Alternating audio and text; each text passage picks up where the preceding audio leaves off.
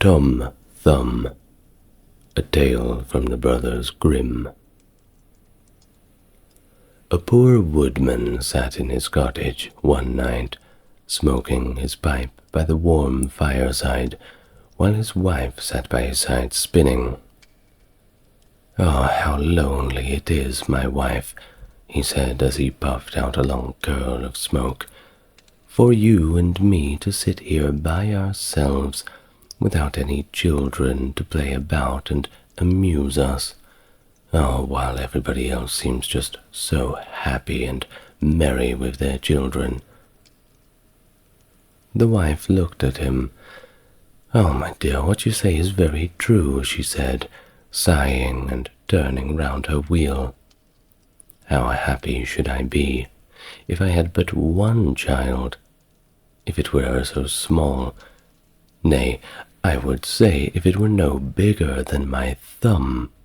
I should be very happy, and I swear I would love it so dearly." Now, odd as you may think it, it came to pass that this good and honorable woman's wish was actually fulfilled, and just in the way that she had wished for it, for not long afterwards she did indeed have a little boy, who was quite healthy and quite strong. But this little boy was indeed quite little. In fact, he was not much bigger than your thumb. And so they said, "Well, we cannot say that we have not got what we wished for, and little as he is, we will love him dearly." And thus they called their little boy Tom Thumb. They gave him plenty of food, yet for all they could do, he could never grow bigger, but kept the exact same size as which he had been born. But still his eyes were sharp and sparkling, and he soon showed himself to be a clever little fellow, who always knew well and what he was about. One day, as the woodman was getting ready to go into the wood and cut fuel, he said to himself, "Oh, I wish I had somebody to bring the cart after me, for I want to make haste." "Oh, father," cried Tom, "I will take care of that. The cart shall be in the wood by the time you want it." But then the woodman laughed and said, "How can that be? You see, you cannot reach up to the horse's bridle." "Never mind that, father," said Tom. "If my mother will only harness the horse, I will get into his ear, and I will tell him which way to go." "Well," said the father, "I suppose it's no harm in trying it just this once." When the time came, the mother harnessed the horse to the cart and put Tom into his ear, and as he sat there, the little man told the beast how to go, crying out, "Go on," and "Stop," as he wanted. And thus, in this way, the horse went on just as well as if the woodman had driven it himself into the wood. It happened that as the horse was going a little too fast, and Tom was calling out, "Gently, gently," two strangers came up. "What an odd thing that is," said one. "There is a cart going along, you see, and I hear a carter talking to a horse. Yet, for the life of me, I can see no one." "That is strange indeed," said the other. "Let us follow the cart. That way we can see where it goes. Don't you agree?" So they went on into the wood, until at last they came to the place where the woodman was. And then Tom Thumb, seeing his father, cried out, "See, father, here I am with the cart, all right and safe. Now take me down, will you?" And so his father took hold of the horse with one hand, and with the other took his son out of the horse's ear, and put him down upon a straw, where he sat as merry as he pleased. At the same time, the two strangers who had followed them were looking on, and for all their wonder, they did not know what to say. At last, one took the other aside and said, "That little urchin will make our fortune. If we can get him and carry him about from town to town as a show, oh, we must buy him, we must." And so they went up to the woodman and asked him what he would take for the little man. "He will be better off," they said, "with us rather than you." "I won't sell him at all," said the father. "My own flesh and blood.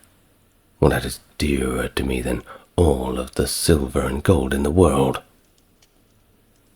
But Tom, hearing of the bargain they wanted to make, crept up to his father's coat and whispered in his ear, "Father, take the money and let them have me. Don't worry, father. I won't go anywhere. I will soon come back to you." So the woodman at last said that he would sell Tom to the strangers for a large piece of gold, and they happily paid the price. "Little man, where would you like to sit?" said one of them. "Oh, put me on the rim of your hat. That will be a nice gallery for me. That way I can walk about there and see the country as we go along. That suits me just fine." And so they did as Tom Thumb wished, and when Tom had taken his leave of his father, they took him away with them. They journeyed on until it began to be dusky, and then the little man said, "Oh, let me get down, please. I'm quite tired." And so the man took off his hat and put him down on a clod of earth in a ploughed field beside the side of the road. But Tom ran about amongst the furrows, and at last he slipped into an old mouse-hole. "Good night, my masters," said he. "I'm off. Mind and look sharp after me next time." Then they ran at once to the place and poked ends of their sticks into the mouse-hole. But it was all in vain. Tom only crawled farther and farther in, and at last it became quite dark, so that they were forced to go their way without their prize, as sulky as could be. When Tom found that they were gone, he came out of his hiding place. "What dangerous walking it is," he said, "in this ploughed field. Well, if I were to fall from one of these great clods, oh, I shudder to think I should undoubtedly break my neck."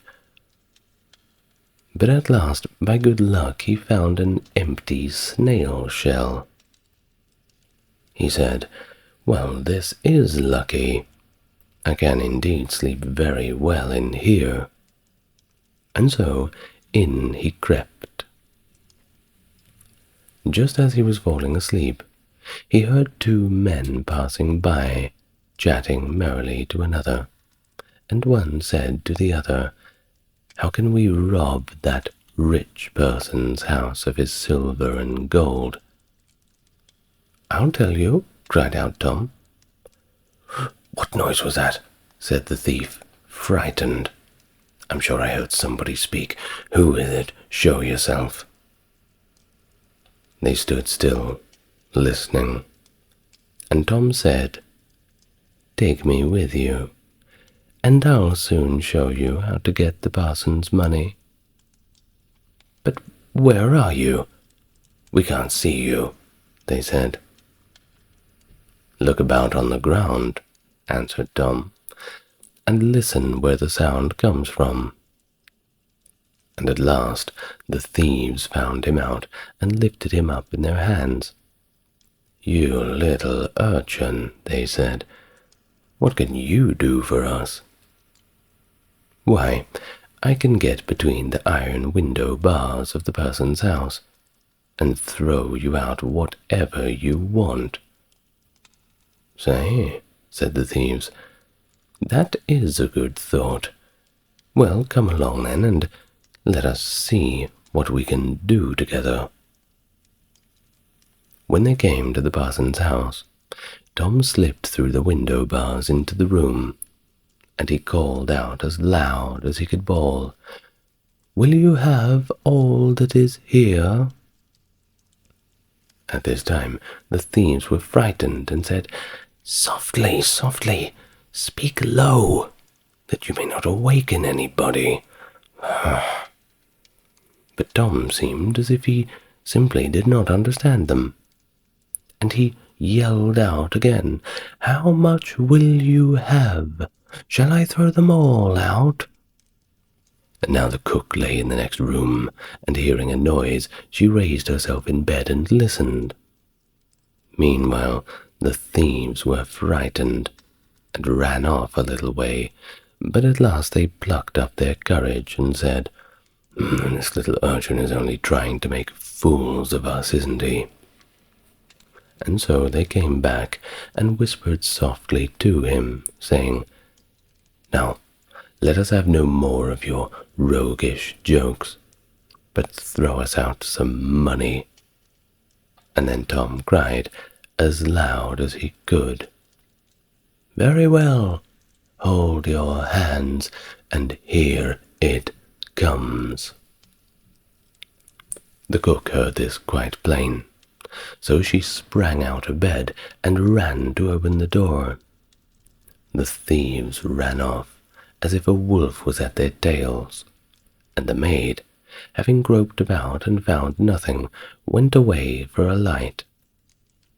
By the time she had came back, Tom had slipped off into a barn, and when she had looked about and searched every hole and corner, she could not find anybody. She went to bed, thinking that she must have been dreaming, even though her eyes were open.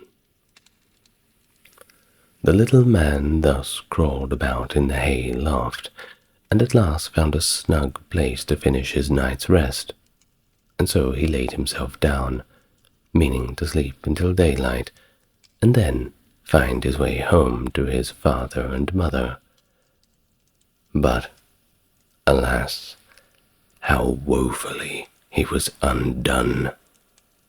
What crosses and sorrows happen to us all in this cruel world. The cook got up early, before daybreak in fact, to feed the cows, and going straight to the hay loft, carried away a large bundle of hay, with the little man in the middle of it, fast asleep. He still, however, slept on, and did not awake until he found himself in the mouth of a cow, for the cook had put the hay into the cow's rick, and the cow had taken Tom up in a big mouthful of it. "Good Lord," said he, "how came I to tumble into the mill?" But he soon found out where he really was, and was forced to have all his wits about him, that he might not get between the cow's formidable teeth, and be crushed to death. At last down, he went into her stomach. "It's rather dark in here," said he. "They must have forgot to build windows in this room to let the sun in. A candle wouldn't go astray, that's for sure." Though he made the best of his bad luck, we must say, he did not like his quarters at all, and the worst of it was that more and more hay always kept coming down, and the space left for him became smaller and smaller. At last he cried out as loud as he could, "Don't bring me any more hay! "Do not bring me any more hay." The maid happened to be just then milking the cow, and hearing someone speak, but seeing nobody, and yet being quite sure it was the same voice that she had heard in the night. Oh, she was so ever frightened that she fell off her stool and overset the milk pail. As soon as she could pick herself up out of the dirt, she ran off as fast as she could to her master the parson, and said, "Sir, the cow is, well, it's talking." But the parson said, "Woman, have you gone mad?" However, he went with her into the cow-house to try and see what was the matter. Scarcely had they set foot on the threshold when Tom called out again, "Don't bring me any more hay, please." And then the parson himself was quite frightened, and thinking the cow was surely bewitched, told his man to kill it on the spot. And so the cow was killed and cut up, and the stomach which Tom lay was thrown out upon a dunghill.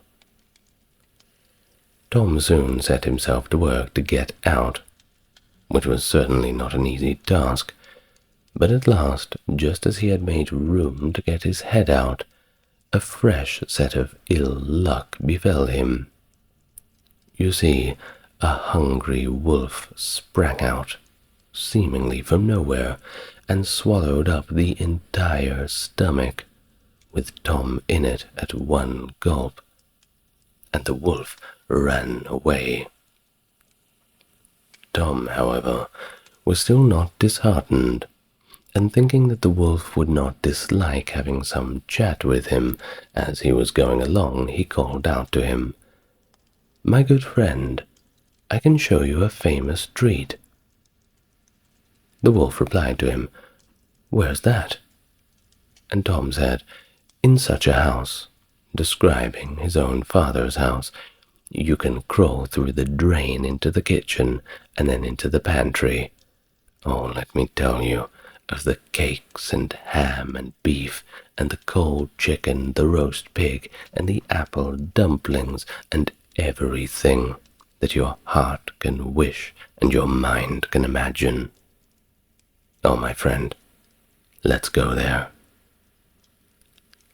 The wolf did not want to be asked twice, so that very night he went to the house and crawled through the drain into the kitchen, and then into the pantry, and ate and drank there to his heart's content. As soon as he had had enough, he wanted to get away. But there was a problem. He had eaten so much that he was too fat to go out by the same way that he came in. And this was exactly what Tom had reckoned upon. And now he began to set up a great shout, making all the noise he could. "Will you be easy?" said the wolf. "You'll awaken everybody in the house if you make such a clatter." "Oh, will I?" said the little man. "And what is that to me? You have had your little frolic, and now I've a mind to be merry and enjoy myself." And thus he began singing and shouting as loud as he could. Well, the woodman and his wife, being awakened by the noise, peeped through a crack in the door. But when they saw that a wolf was there, you may well suppose that they were sadly frightened. And the woodman ran for his axe, and he gave his wife a scythe. "Do stay behind me," said the woodman, "and when I have knocked him on the head, you must rip him through with the scythe." Tom heard all of this, and he cried out, "Father, father, I am here, and the wolf has swallowed me." His father said, "Heaven be praised, we have found our dear child again." And thus he told his wife not to use the scythe, for fear that she may hurt poor little Tom Thumb. And then he aimed a great blow, and he struck the wolf on the crown of the head. And like that, the wolf fell and was killed on the spot. And when he was dead, they cut open his body and set Tom free. "Ah," said the father, "what fears we have had for you." "Oh, yes, father," answered he. "I have travelled all the world, I think, in one way or another since we parted, and now I am so very glad to come home and see you all again." "But where have you been?" said his father. "I have been in a mouse hole, and in a snail shell, and down a cow's throat, and in the wolf's belly, and yet I'm here again, safe and sound." "Well," they said, "you are come back, and we will not sell you again. No, we swear, we will never do that for all the riches in the world and more." And then they hugged and kissed their dear little son, and gave him plenty of delicious things to eat and drink, for he was surely very hungry. And then they fetched new clothes for him, for his old ones had been quite spoiled upon his adventure.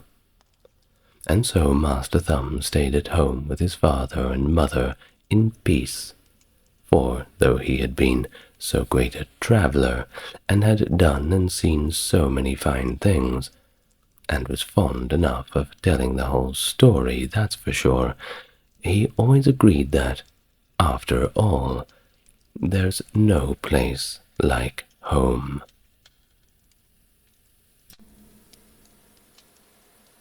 And now, the tale of Rumpelstiltskin. I'm sure you've heard of this one before. Let us begin. By the side of a wood, in a country a long, long way off, ran a fine stream of water, and upon that fine stream of water there stood a finer mill. The miller's house was close by, and the miller, you must know, had a very beautiful daughter. She was, moreover, very shrewd and clever, and the miller, of course, was ever so proud of her that one day told the king of the land, who used to come and hunt in the wood, that his daughter could even spin gold out of straw. Now the king, he was very fond of money, and when he heard the miller's boast of his greediness was raised, and he sent for the girl to be brought before him immediately. Then he led her to a chamber in his palace, where there was a great heap of straw, and gave her a spinning wheel, and then he said to her, "All of this must be spun into gold before morning, if you love your life." It was in vain that the poor maiden said that it was only a silly boast of her father, for that she could do no such thing as spin straw into gold. The chamber was locked, and she was left all alone. So she sat down in the corner of the room, and began to bewail her hard fate, when on a sudden the door had opened, and a droll-looking little man hobbled on in. "Good morrow to you, my good lass. What on earth are you weeping for?" She replied, "Alas, I must spin this straw into gold, and I don't know how." "What will you give me," said the hobgoblin, "to do it for you?"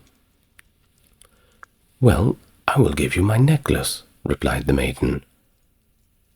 Thus the goblin took her at her word, and sat himself down to the wheel, whistling and singing, round about, lo and behold, reel away, straw into gold." And round about the wheel went merrily and merrily, and the work was quickly done. The straw was indeed spun into gold. When the king came and saw this, he was greatly astonished and pleased, but his heart grew still more greedy of gain, and he shut up the poor miller's daughter again with a fresh task. Then she knew not what to do, and once more sat down to weep. But the dwarf soon opened the door and said, "What will you give me to do your task?" "The ring on my finger," said she.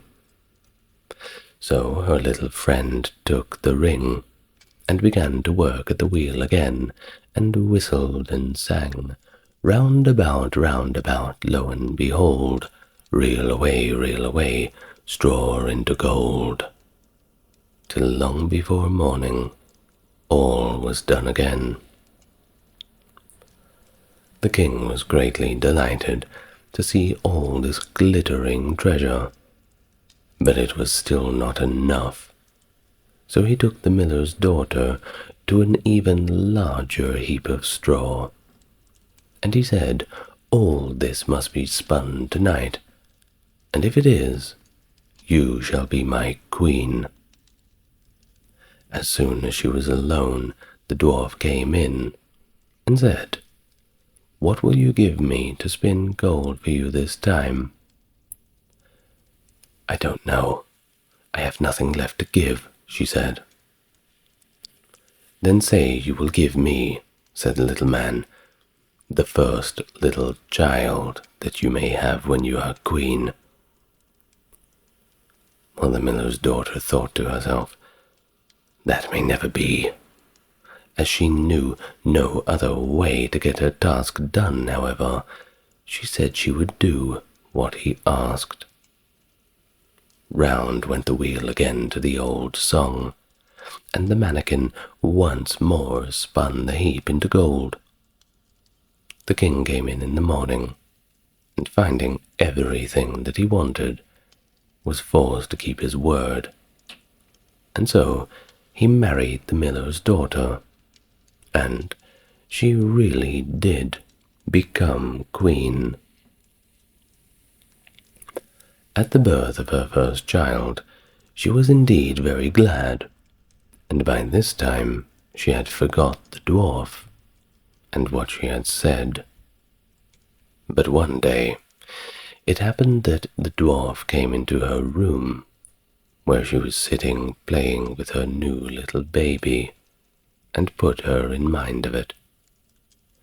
There she grieved sorely at her misfortune, and said she would give him all the wealth of the kingdom if he would let her off, but it was in vain, until at last her tears had softened him up a little bit, and he said, "I will give you 3 days' grace, and if during that time you tell me my name, well, then I will allow you to keep your child."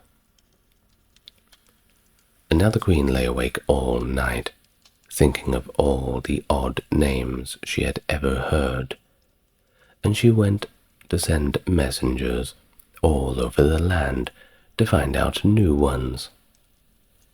The next day the little man came, and she began with the usual Timothy, Ichabod, Benjamin, Jeremiah, and all of the names that she could remember. But to each and all of them he replied, "My dear, that is not my name." The second day she began with all the comical names she could hear of, Bandy-legs, Hunchback, Crookshanks, and so on. But the little dwarf still said to every one of them, "That is not my name." The third day one of the messengers had came back and said, "I have travelled 2 days without hearing of any other names, but yesterday, as I was climbing a high hill, among the trees of the forest where the fox and the hare did bid each other good night, I came across a little hut, and before the hut burned a fire, and around about the fire there was a funny little dwarf dancing about upon one leg. He sung a funny little song.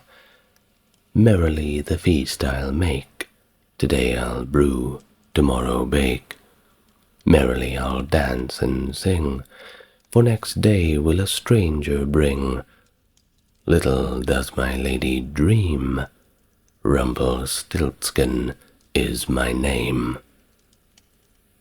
When the queen heard of this, she jumped for joy, and as soon as her little friend came, she sat down upon her throne, and called all of her court round to enjoy the fun, and the nurse stood by her side with the baby in her arms, as if it was quite ready to be given up. Then the little man began to chuckle at the thought of having the poor little child to take home with him and to shut away in his hut in the woods. And he cried out, "Now, lady, what is my name?" "Is it John?" she asked. "No, madam."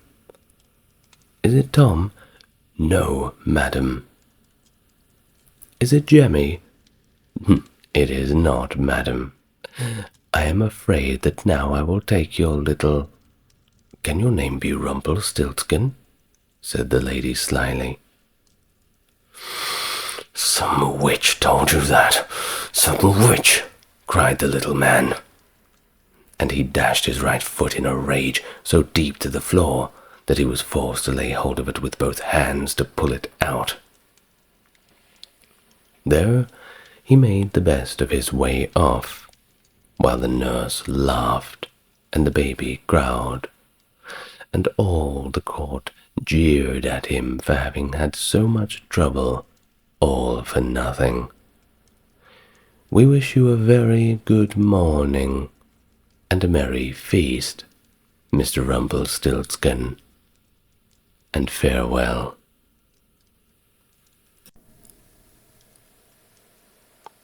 And now the tale of clever Gretel. There once was a cook named Gretel, who wore shoes with red heels, and when she walked out with them on, she turned herself this way and that, was quite happy, and thought to herself, "You certainly are a pretty, pretty girl."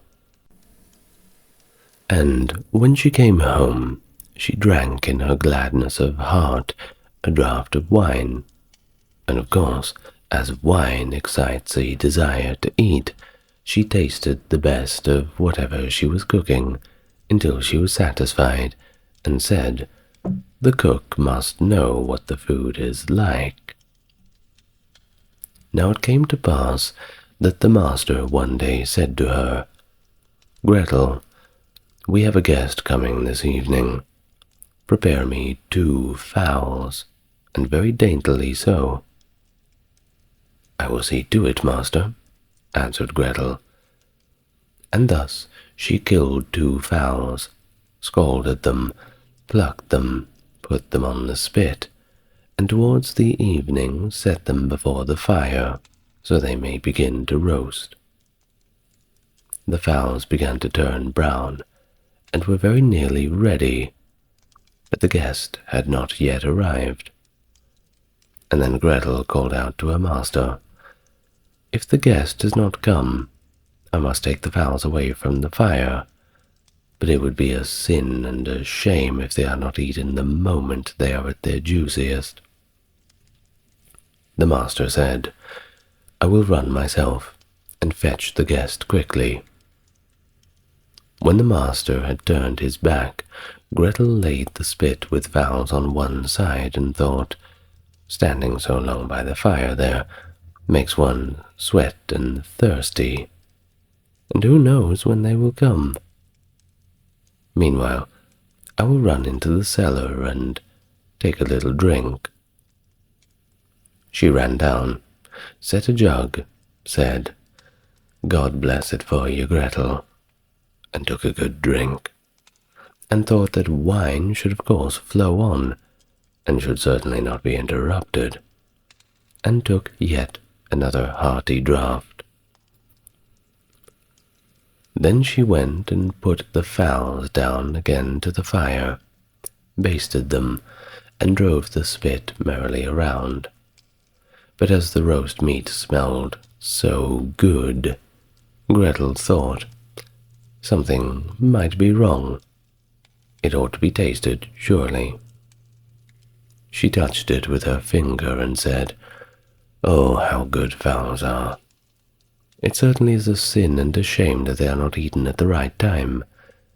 She ran to the window to see if the master was not coming with his guest, but she saw no one, and went back to the fowls and thought, "One of the wings is burning. I'd better take it off and eat it, I suppose." So she cut it off, ate it, and oh, how she enjoyed it. And when she was done, she thought, the other must go down too, or else master will surely observe that something is missing. When the 2 wings were eaten, she went and looked for her master, but she could not see him. It suddenly occurred to her, who knows, they are perhaps not even coming at all, and have turned in somewhere for the night. And then she said, "Well, Gretel, enjoy yourself. 1 fowl has been cut into. Take another drink, and eat it up entirely. When it is eaten, you will at least have some peace. And besides, why should God's good gifts be spoiled like this?" So she ran into the cellar again, took a quite enormous drink, and ate up the 1 fowl in great glee. Now when one of the chickens was swallowed down, and her master had still yet to come, Gretel began to look at the other, and said, "What one is, the other should be likewise. After all, the 2 go together. What's right for the one is right for the other. I think if I were to take another draught, it would certainly do me no harm." And so she took another healthy and hearty drink, and let the 2nd chicken follow the first. And indeed, while she was certainly making the most of it, her master came and cried out to her, "Hurry up, Gretel. The guest is coming directly after me." "Oh, yes, sir. I will soon serve up," answered Gretel. Meanwhile, the master looked to see if the table was properly laid, and took the great knife wherewith he was going to carve the chickens up, and sharpened it on the steps. Presently the guest indeed did arrive, and knocked politely and courteously at the house door. Gretel ran and looked to see who was there, and when she saw the guest, she put her finger to her lips and said, "Shh, shh, go away as quickly as you can. If my master catches you, it will be the worst for you. He certainly did ask you to supper, but his intention is to cut off your 2 ears. Just listen how he's sharpening the knife for it. Oh, can't you hear him? Oh, is it not terrible?" The guest indeed heard the knife sharpening, and hurried back down the steps as fast as he could. "Why, Gretel, what do you mean by that?" "Yes," said she, "he has taken the chickens which I was going to serve up off the dish, and he's run away with them." "Well, that's a nice trick," said her master, and lamented the fine chickens. If he had but left me just 1, so that something remained for me to eat. Oh well." He called to him to stop, but the guest pretended not to hear, and he ran after him, still with the knife in his hand. crying, "Just one, I only want one," meaning that the guest should leave him with just one chicken and not take both. But the guest, however, thought no otherwise that he was going to give up just one of his ears, and thus he ran as if a fire was burning, raging beneath him, in order to take them both with him.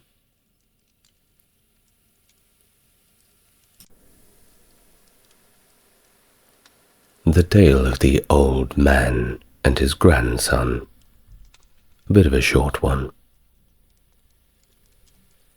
There was once a very old man, whose eyes had become dim, his ears dull of hearing, his knees trembled, and when he sat at the table he could hardly hold the spoon or split the broth upon the tablecloth, or even let it run out of his mouth.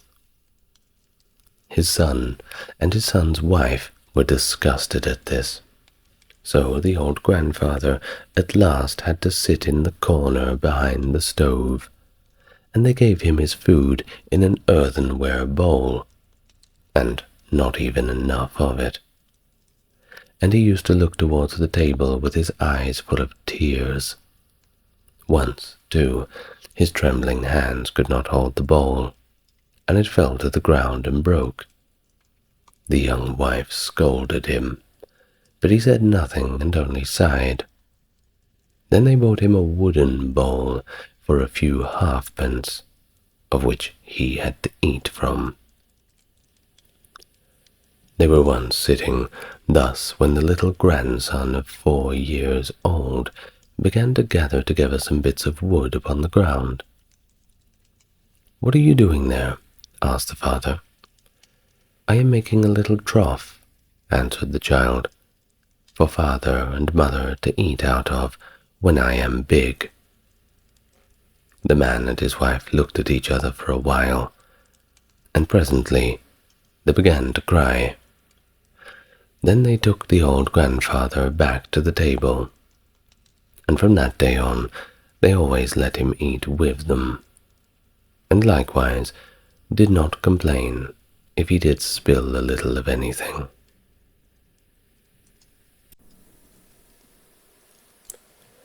And now, a bit of a longer one. It is the tale of the Little Peasant. Let's begin. There was a certain village wherein no one lived but very rich peasants, and just one poor one, whom they called the Little Peasant. He had not even so much as a single cow, and still less the money to buy one, and yet he and his wife did so wish to have one. One day he said to her, "Listen, I have a good idea. There is our gossip, the carpenter. He shall make us a wooden calf, and paint it brown, so that it looks like any other, and in time it will certainly get big and be a cow." The woman also liked this idea, and there Gossip the carpenter cut and planed the calf, and painted it as it ought to be, and made it with its head hanging down, as if it were eating the grass. The next morning, when the cows were being driven out, the little peasant called the cowherd in and said, "Look, I have a little calf there, but it is still small and has to be carried."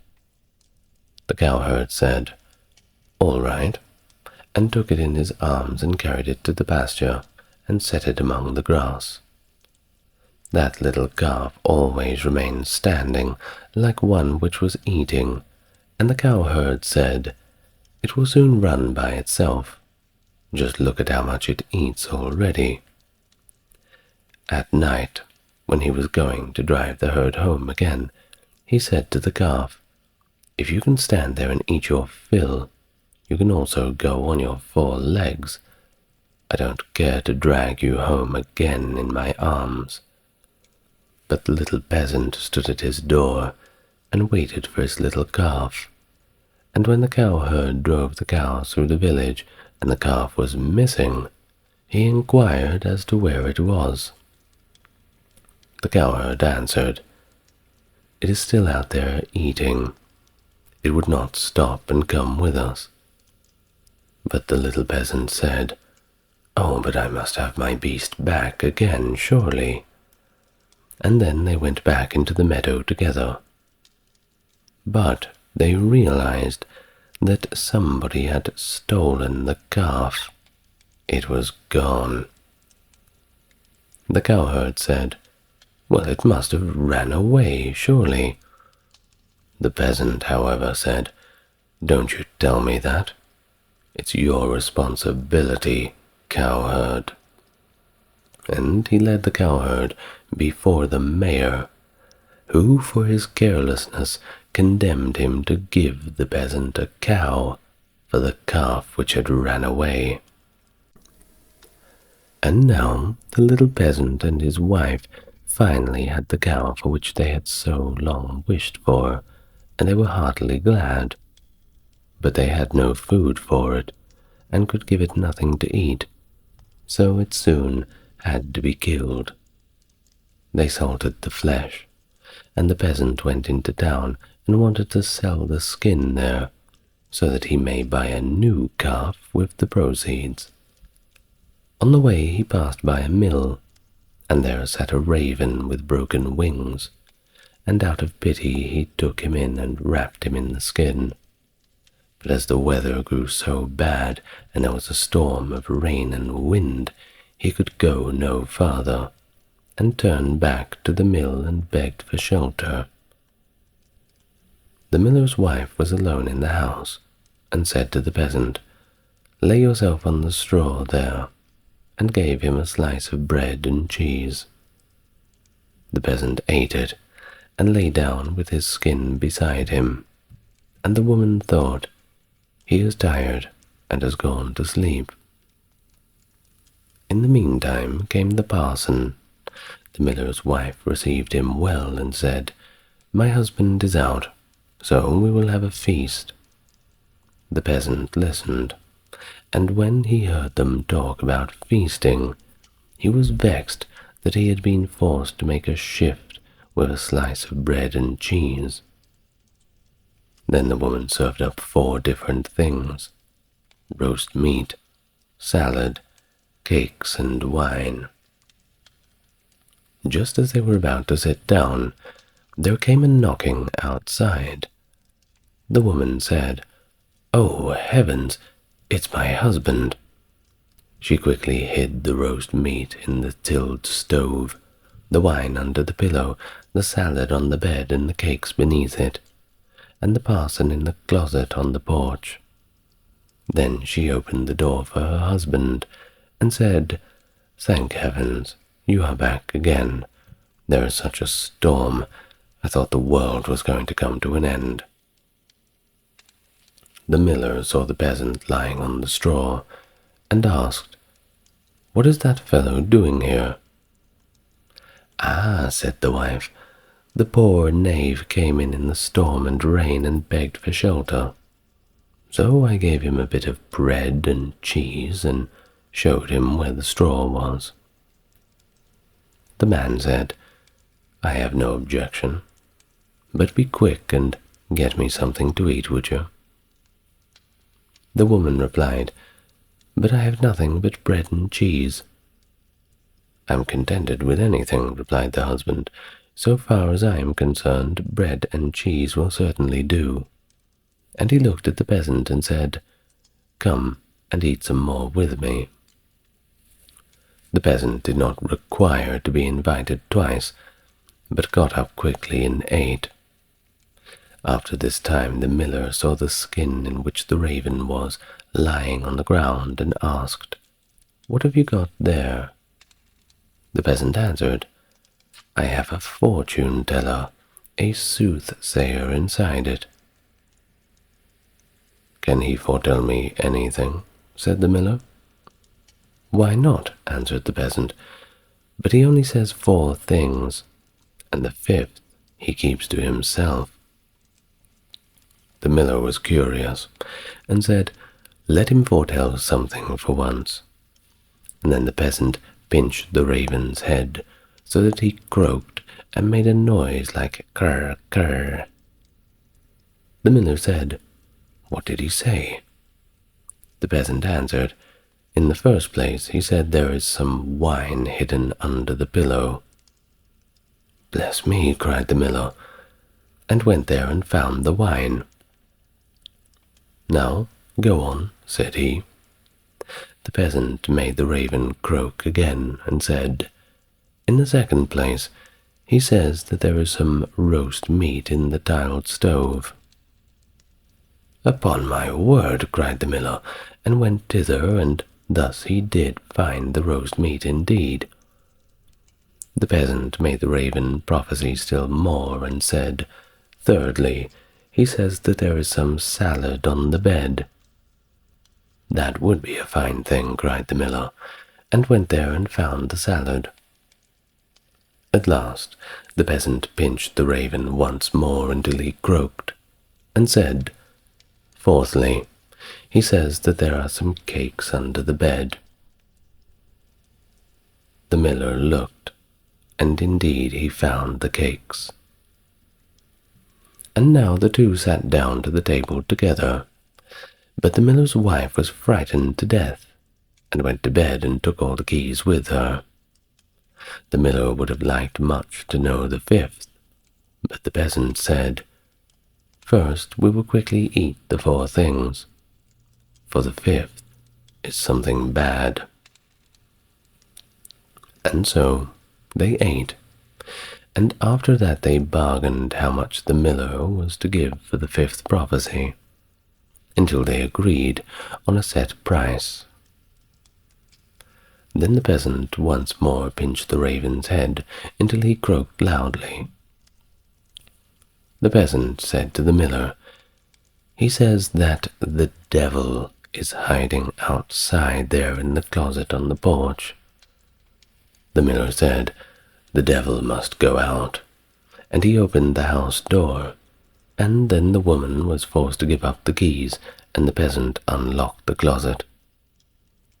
The parson ran out as soon as he could, and the miller said, "It was true, I saw that black rascal with my own eyes." The peasant, however, made off next morning by daybreak with 300 thalers. At home, the small peasant gradually launched out. He built a beautiful house, and the peasant said to him, "The small peasant has certainly been to the place where golden snow falls, and people carry the gold home in shovels." Then the small peasant was brought before the mayor, and bidden to say from whence his wealth came. He answered, "I sold my cow's skin in the town for 300 thalers. When the peasants heard that, they too wished to enjoy in this great profit, and they ran home, killing all of their cows, stripping off their skins, in order to sell them in town to the greatest advantage. The mayor, however, said, "But my servant must go first." When she came to the merchant in the town, he did not give her more than 2 thalers for the skin, and when the others came, he did not give them so much.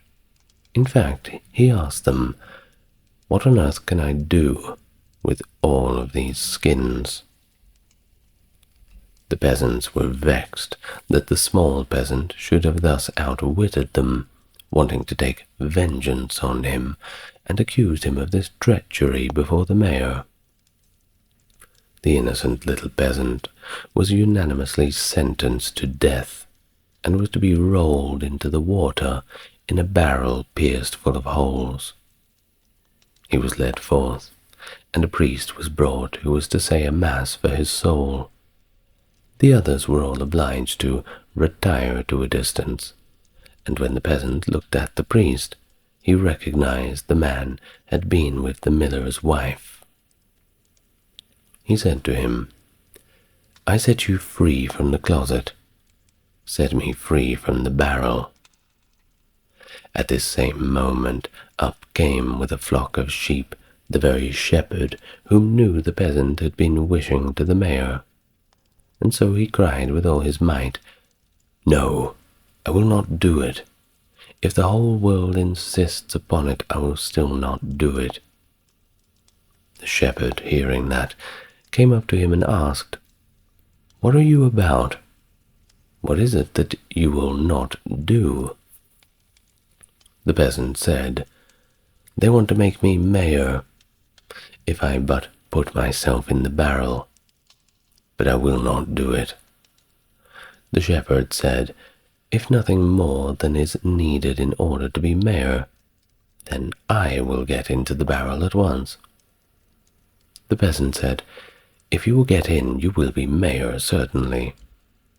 The shepherd was willing, and he got in, and the peasant shut the top down upon him.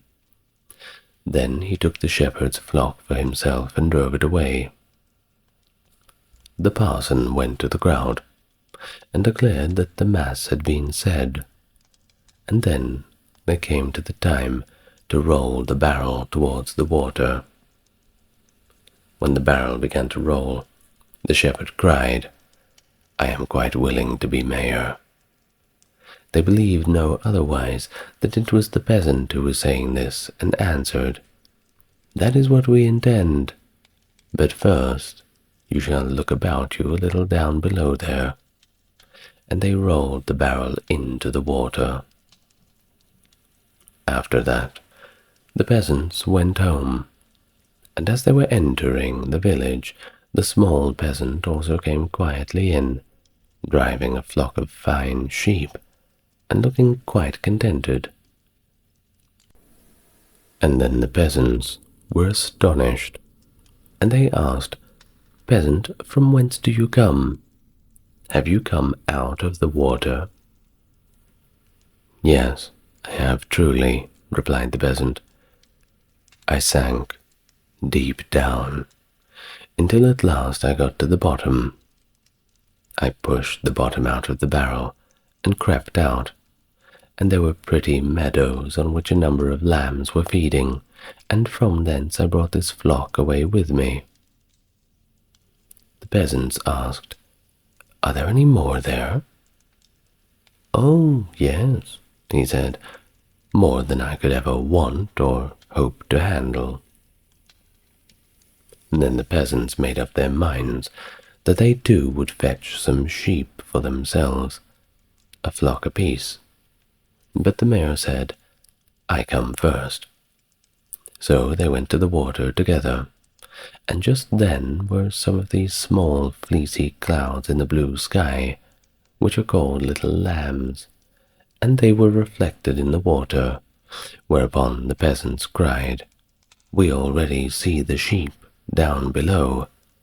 The mayor pressed forward and said, "I will go down first, and look about me, and if things promise well, I'll call you." And so he jumped in, splash, went into the water. It sounded as if they were calling him, and the whole crowd plunged in after him as one man. And then, in this way, the entire village was drowned, and the small peasant, as sole heir, became a very rich man.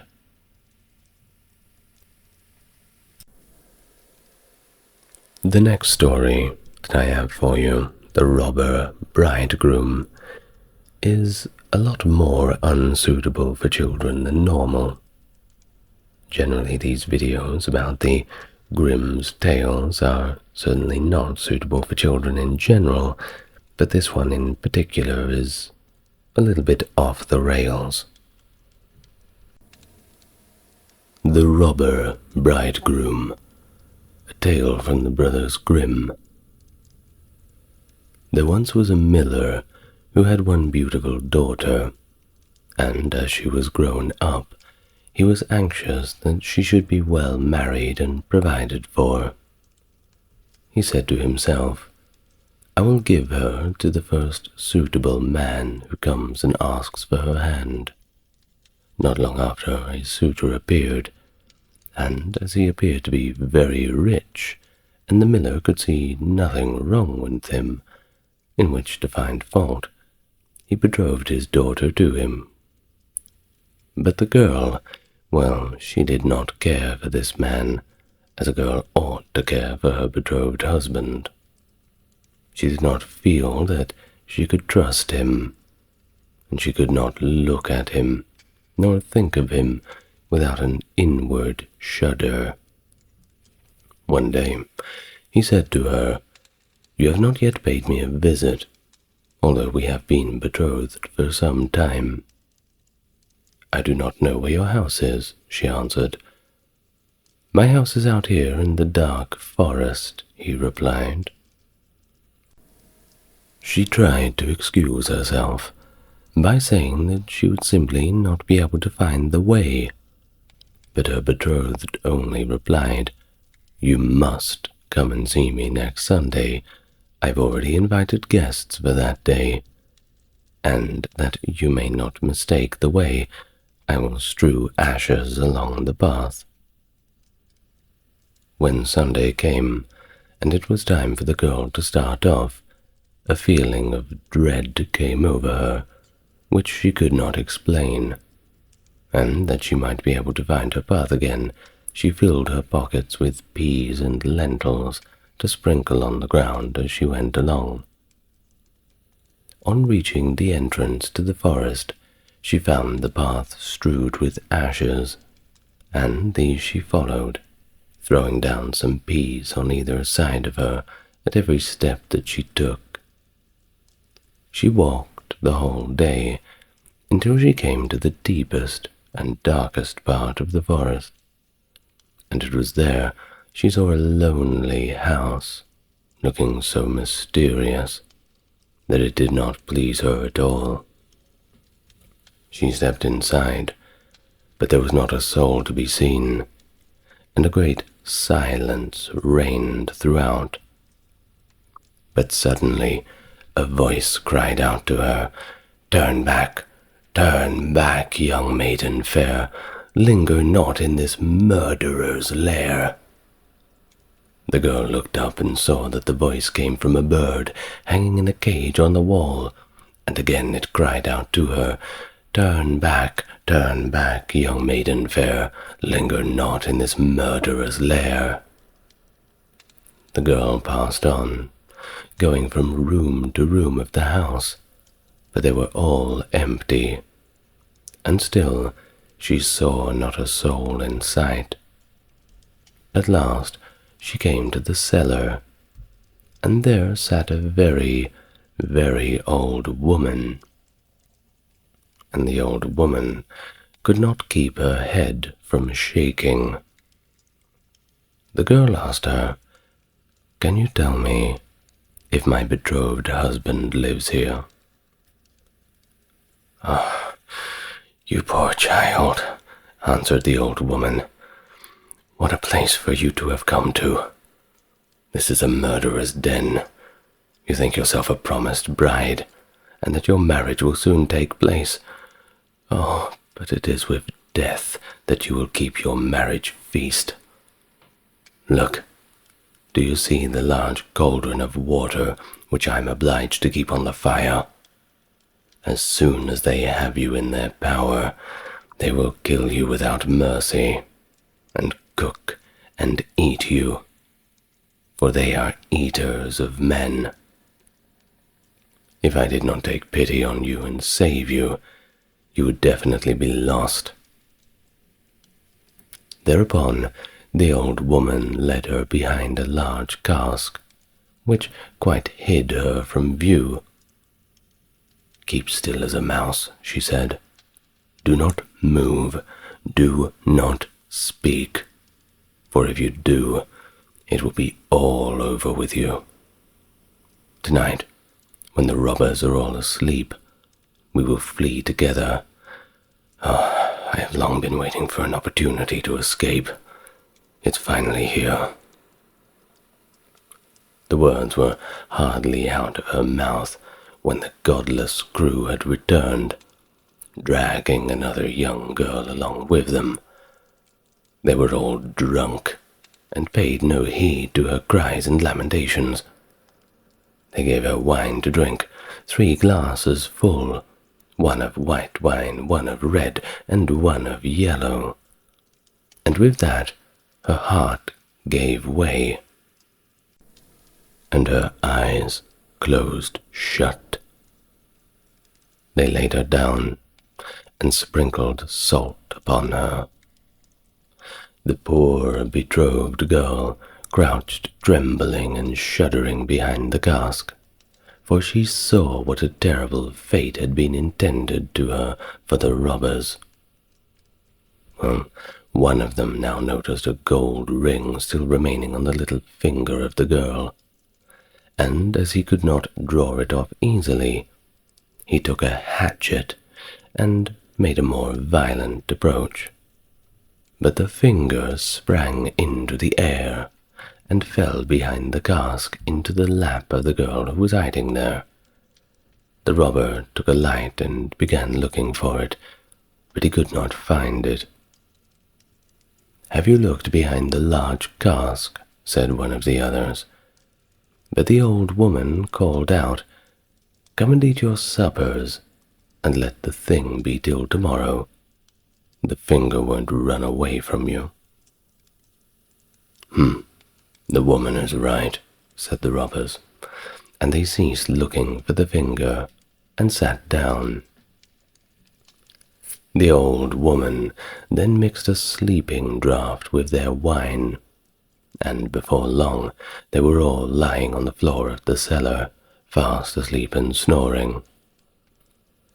As soon as the girl was assured of this, she came from behind the cask. She was obliged to step over the bodies of the sleepers who were lying close together, and every moment she was filled with renewed dread lest she awaken them. But God helped her, so that she passed safely over them, and then she and the old woman went upstairs, opened the door, and hastened as fast as they could away from the murderer's den. They found the ashes scattered by the wind, but the peas and the lentils had sprouted and grown sufficiently above the ground to guide them in the moonlight along the path. And all through the cold, dark night they walked, and it was morning before they reached the mill. Then the girl told her father everything that had happened. The day came that had been fixed for the marriage. The bridegroom arrived, and also a very large company of guests, for the miller had taken care to invite all of his friends and relations. As they sat at the feast, each guest in turn was asked to tell a tale. The bride sat still and did not say a word. Turning to her, the bridegroom voiced, "And you, my love, is there no tale that you know? Go on, tell us something, won't you?" "I will tell you a dream, then," said the bride. "I went alone through a forest once, and came at last to a house. Not a soul I could find within, but a bird that was hanging in a cage on the wall cried out to me, 'Turn back, young maiden fair. Linger not in this murderer's lair.' And again, a second time, it said these words, 'My darling, this is only a dream,' said the bridegroom. But the girl continued, 'I went on through the house from room to room, but they were all empty, and everything was so dark and mysterious. At last I went down to the cellar, and there sat a very, very old woman who could simply not keep her head still. I asked her if my betrothed lived there, and she answered, 'Ah, you poor child, You are come to a murderer's den. Your betrothed does indeed live here, but he will kill you without mercy and afterwards cook and eat you up." "My darling, this is surely only a dream," said the bridegroom. "The old woman hid me behind a large cask, you see, and scarcely she had done this when the robbers returned home, dragging a young girl along with them. They gave her 3 kinds of wine to drink, white, red, and yellow, and with that she died. And then they cut her into pieces and sprinkled salt upon her body. My darling, this is only a dream." And then one of the robbers saw that there was a gold ring still left on her finger. Oh, and as it was difficult to draw off, he simply took a hatchet and cleaved off the entire joint. But the finger sprang into the air and fell behind a great cask into my lap. And here it is, the finger with the ring you were searching for."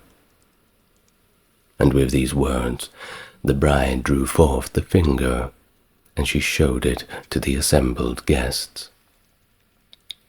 The bridegroom, who during this recital had grown deadly pale, up and tried to escape, but the guests seized him and held him fast. And thus, in this way, they quickly delivered him to justice, and he and all of his murderous band were condemned to death for their wicked and unforgivable deeds. The Tale of Frederick and Catherine. There once was a man called Frederick. He had a wife whose name was Catherine, and they had not long been married. One day Frederick said, "Kate, I am going to work in the fields. When I come back I shall be very hungry, so let me have something nicely cooked and a good draught of ale."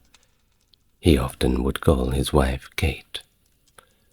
"Very well," said she, "it shall all be ready." When dinner time drew near, Catherine took a nice steak, which was all the meat that she had, and put it on the fire to fry away. The steak soon began to look brown and to crackle in the pan, and Catherine stood by with a fork and turned it. And then she said to herself, "The steak is almost ready. I may as well go to the cellar for the ale." So she left the pan on the fire and took a large jug and went into the cellar and tapped the ale cask. The beer ran into the jug, and Catherine stood looking on. At last it popped into her head, "Oh, the dog is not shut away. He might be running away with the steak. That's well thought of." So she ran up from the cellar, and sure enough, the rascally cur had got that steak in its mouth, and was making off with it quickly. Away ran Catherine, and away ran the dog across the field, but he ran faster than she could, and stuck close to the steak. "Ah, it's all gone, and what can't be cured must be endured," said Catherine. So she turned around, and as she had run a good way and was tired, she walked home leisurely to cool herself off. Now, all this time the ale was running too, for Catherine had not turned the cock, and when the jug was full and the liquor ran upon the floor till the cask was empty. When she got up to the cellar stairs, she saw what had happened. "My stars," she said, "what shall I do to keep Frederick from seeing all this slopping about?" And so she thought a while, and at last remembered that there was a sack of fine meal bought at the last fair. and that if she sprinkled this over the floor, it would suck up the ale quite nicely. "Oh, what a fortuitous thing," said she, "that we kept the meal. We shall now finally have a good use for it, at least." So away she went for it, but she managed to set it down just upon the great jug full of beer and upset it, and thus all the ale that had been saved was set swimming on the floor also. "Ah, oh well," she said, "when one goes, another may as well follow it, I guess." Then she strewed the meal all about the cellar, and was quite pleased with her cleverness, and said, "How very neat and clean it looks now." At noon, Frederick had come home. "Now, my wife, what do you have for dinner?" "Oh, Frederick," she answered, "well, I was cooking you a steak, but while I went down to draw the ale, the dog ran away with it, and while I ran after him, the ale ran out, and when I went to dry up the ale with the sack of meal that we'd gotten at the fair, I upset the jug, but the cellar is now quite dry and looks very clean." "Kate, oh, Kate," said he, "how could you do all of this? Why did you leave the steak to fry and the ale to run, and then spoil all the meal?" "Well, Frederick," she replied, "I didn't know I was doing any wrong. Well, you should have told me before." The husband thought to himself, "If my wife manages affairs thusly, I must look sharp myself." Now he had a good deal of gold in the house, so he said to Catherine, "What pretty yellow buttons these are! Oh, I shall put them into a box and bury them in the garden. But take care that you never go near or meddle with them." "Oh, no, Frederick," said Catherine, "that I will never do." As soon as he was gone, there came by some peddlers with earthenware plates and dishes, and they asked whether she would like to buy one or two of them. "Oh, dear me, I should like to buy very much, but I have no money." Well, if you had any use for yellow buttons, I might deal with you." "Yellow buttons?" they said. "Well, let us take a look at them." "Well, go into the garden and dig where I tell you. You will find the yellow buttons." "Oh, I dare not go myself," said Catherine. And so the rogues went, and when they found what was these yellow buttons, they took them all away, and left her plenty of plates and dishes. Then she set them all about the house for a show, and when Frederick came back, he cried out, "Kate, what have you been doing all day?" "See, husband," she said, "I have bought all of these with your little yellow buttons. But don't worry, I did not touch them myself. The peddlers went themselves and dug them up." "Oh, my wife," said Frederick, "what a pretty piece of work you have made. Those yellow buttons were all my money. How could you do such a thing?" "Well," she answered, "I didn't know there was any harm in it. Well, you should have told me in the first place." Catherine stood musing for a while, and at last she said to her husband, "Hark ye, Frederick, we will soon get the gold back. Let us run after those knaves." "Well, we will try," answered Frederick, "but you best take some butter and cheese with you, that we may have at least something to eat by the way." Very well then, said Catherine, and so they set out, and as Frederick walked the fastest, he left his wife some way behind him. It doesn't matter, thought Catherine. When we turn back, I shall be so much nearer home than he is. Presently she came to the top of a hill, down the side of which there was a road so narrow that the cart wheels always chafed the trees on each side as they passed. "Ah, see now," she said, "how they have bruised and wounded those poor trees. Oh, they will never get well like this."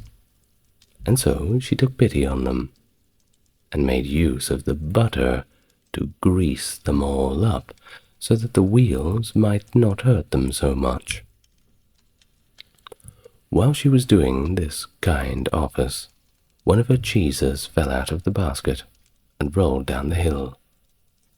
Catherine looked, but she could not for the life of her see where it had gone, and so she said, "Well, I suppose the other will go the same way and find you. He has younger legs than I have." Then she rolled the other cheese after it, and away it went. Nobody knows where, but it kept going down and down the hill. There, she said she supposed that they knew the road, and would follow her, and she could stay there all day waiting for them, if need be. At last she overtook Frederick, who desired to give him something to eat. Then she gave him the dry bread. Where are the butter and cheese?" said Frederick. "Oh, let me tell you," she answered. "I used the butter to grease those poor little trees that the wheels chafed so much. Oh, and one of the cheeses ran away, so I sent the other one after it to go find it. I suppose they are both on the road together somewhere." "Oh, what a goose you are to do such silly things," said the husband. "How can you say such things?" Catherine said. "I am sure you never told me not to do these things, so how would I know?" Well, they sat down, and they ate the dry bread together, and Frederick said to her, "Kate, I hope you locked the door safe when you came away." No," she answered. "You didn't tell me to do that." Okay," said Frederick. "Then please go home and do it now before we go any further.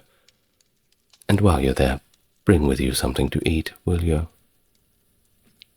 Catherine did as she was told, and thought to herself, by the way, "Frederick wants something to eat, but I don't think he is very fond of butter and cheese.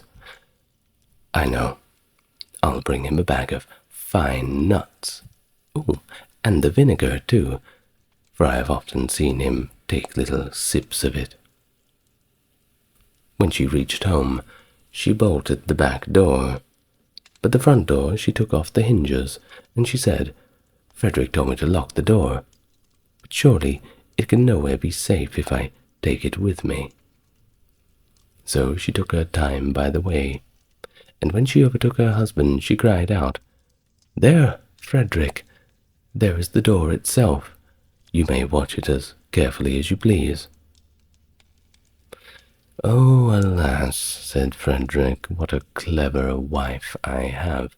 I sent you to make the house fast, and you take the door away, so that everybody may go in and out as they please.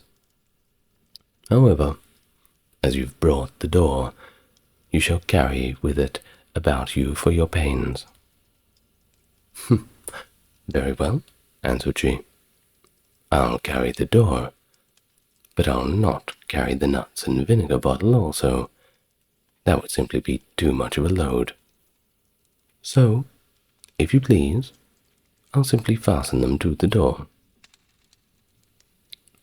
Frederick, of course, made no objection to the plan, and they set off into the wood to look for the thieves. But they could not find them, and when it grew dark, they climbed up into a tree to spend the night there. Scarcely were they up, then who should come by but the very rogues that they were looking for? And they were in truth great rascals, and belonged to that class of people who find things before they are even lost. But they looked tired. They were tired. And so they sat down and made a fire under the very tree where Frederick and Catherine were sitting. Frederick slipped down on the other side and picked up some stones, and then he climbed up again and tried to hit the thieves on the head with them. But they only said, "Oh, it must be near morning now. The wind is shaking the apples down upon us." Catherine, who had the door on her shoulder, began to be very tired, but she thought it was the nuts upon it that were so heavy. So she said, "Frederick, I think I must let the nuts go." "No," he answered, "not now. They will surely discover us." "Oh, Frederick, really, I can't help it. They must go." "Well then, fine. Make haste and throw them down if you really must." Then away rattled the nuts, down among the boughs, and on one of the thieves that cried, "Bless me, it's hailing." A little while after, Catherine thought the door was still very heavy, so she whispered to Frederick, "I must throw the vinegar down." Frederick shook his head. "Oh, please, please don't. They will discover us." "Oh, seriously, I cannot help it. I really must. It must go." And so she poured all the vinegar down, and the thieves said, "What a heavy dew there is." At last it popped into Catherine's head that it must be the door itself that was so heavy all the time. "Frederick, I must throw the door down." But he begged and prayed for her not to do so, for he was sure it would betray them. "Here goes, however," said she, and down went the door with such a clatter upon the thieves that they cried out, "Murder!"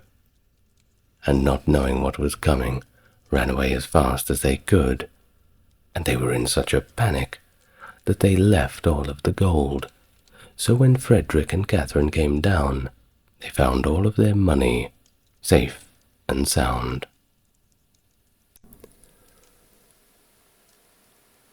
And now, the tale of Sweetheart Roland. There was once upon a time a woman who was a real witch, and had 2 daughters of her own. One was ugly and wicked, and this one she loved because she was her own daughter. And there was one who was beautiful and good, and this one she hated because she was her stepdaughter. The stepdaughter once had a pretty apron, which the other fancied so much that she became envious and told her mother that she simply must have it. "Be quiet, my child," said the old woman, "and you shall indeed have it. Your stepsister has long deserved death. Tonight, when she is asleep, I will come and I will cut her head clean off. Only to be careful that you are at the far side of the bed, of course, and push her well to the front." It would have been all over with the poor girl if she had not just been standing in a corner and heard everything they said.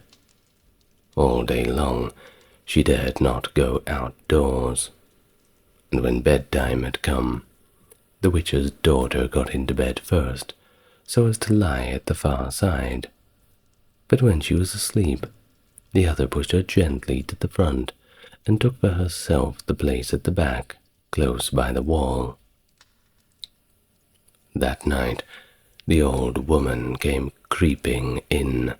She held an axe in her right hand, and felt with her to the left to see if anybody were lying at the outside.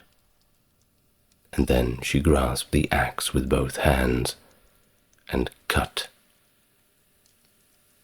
When she had gone away, the girl got up and went to her sweetheart, who was called Roland, and knocked at his door. When he came out, she said to him, "Listen, dearest Roland, we must flee in all haste. My stepmother wanted to kill me, but she has struck her own child. When daylight comes, and she sees what she has done, we shall be lost." "But," said Roland, "I counsel you first to take away her magic wand, or we cannot escape if she pursues us." The maiden fetched the magic wand, and she took the dead girl's head and dropped 3 drops of blood on the ground, 1 in front of the bed, 1 in the kitchen, and 1 on the stairs. Then she hurried away with her lover Roland. When the old witch got up next morning, she called for her daughter, and wanted to give her the apron. But her daughter did not come. "Where are you?" the witch cried out. "Here, on the stairs. I am sweeping," answered the first drop of blood. The old woman went out, but saw no one on the stairs, and cried out again, "Where are you?" "Here in the kitchen. I am warming myself," cried the second drop of blood. She went into the kitchen, but there was nobody there. Then she cried out again, "Where are you?" "Ah, here in the bed. I am sleeping," cried the third drop of blood. She went into the room and saw the bed. And what else did she see there? Her own child, whose head she had cut off, bathed in her blood. The witch fell into a passion, sprang out the window, and as she could look forth quite into the far, far world, she perceived her stepdaughter hurrying away with her sweetheart Roland. "That shall not help you," she cried. "Even if you have gone a long way off, you shall never escape me." She put on her many-league boots, in which she covered an hour's walk at every step, and it was not long before she overtook them. The girl, however, when she saw the old woman striding towards her, changed, with her magic wand, her sweetheart Roland into a lake, and herself into a duck swimming in the middle of it. The witch placed herself on the shore, threw breadcrumbs in, and went to endless trouble to entice the duck. But the duck did not let herself be so easily fooled, and the old woman had to go home at night as she had come. At this, the girl and her sweetheart Roland resumed their natural shapes again, and walked on the whole night until daybreak. And then the maiden changed herself into a beautiful flower, which stood in the midst of a briar hedge, and her sweetheart Roland into a fiddler.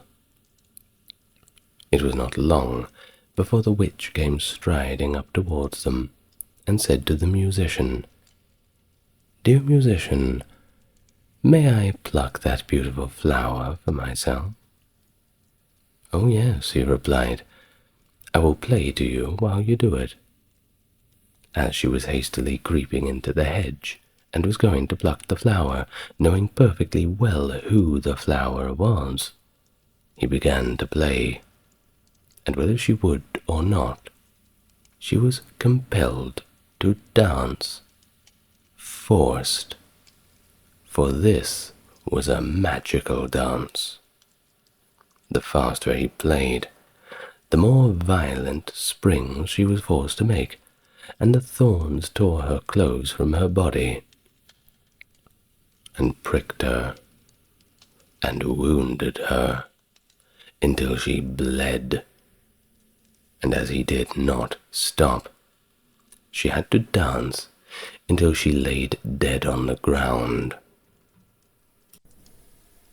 And like that, they were now set free.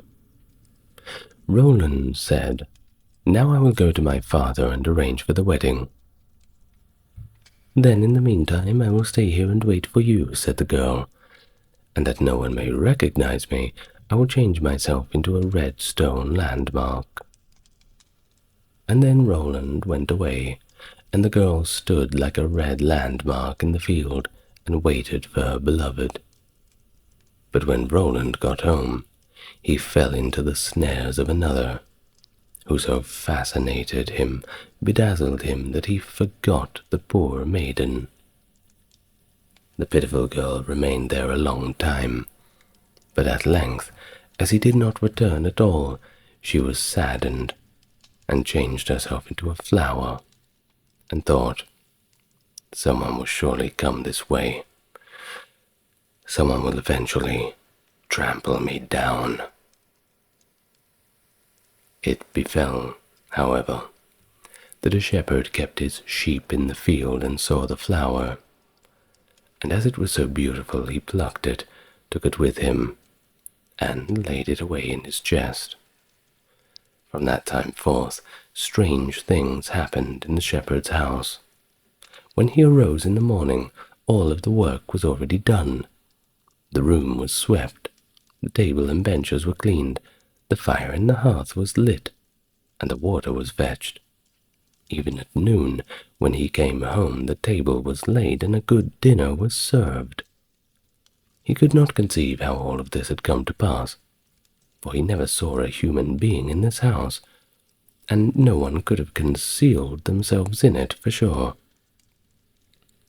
He was certainly pleased, however, with this good attendance, but still at last he was so afraid that he went to a wise woman and asked for her advice. The wise woman advised him thusly: "There is some enchantment behind it, you see. Listen very early some morning, if anything is moving in the room, and if you see anything, no matter what it is, throw a white cloth over it, and then the magic will all be stopped." The shepherd did as she bade him. The next morning, just as day dawned, he saw the chest open, and the flower came out. Swiftly he sprang upon it, and threw over the white cloth. Instantly the transformation came to an end, and he saw a beautiful girl stood before him, who admitted to him that she had been the flower, and that up to this time she had attended to all of his housekeeping. She told him all of the story, and as she pleased him, he asked her if she would marry him. But she answered no, for she wanted to remain faithful to her sweetheart Roland, although he had already deserted her. Nevertheless, she promised not to go away, but to continue keeping house for the shepherd. And now the time drew near when Roland's wedding was to be celebrated, and then, according to an old custom in the country, it was announced that all the girls were to be present at it and sing in honor of the bridal pair. When the faithful maiden heard of this, she grew so sad that her heart would break, and she would not go thither. But the other girls came and took her. When it came to her turn to sing, she stepped back until at last she was the only one left, and then she could not refuse. But when she began her song and it reached Roland's ears, he sprang up and he cried, "I know the voice. That is the true bride. I will have no other." Everything he had forgotten, and which had vanished from his mind, had suddenly came home again to his heart. Then the faithful maiden held her wedding with her sweetheart Roland. Grief came to an end, and joy finally began.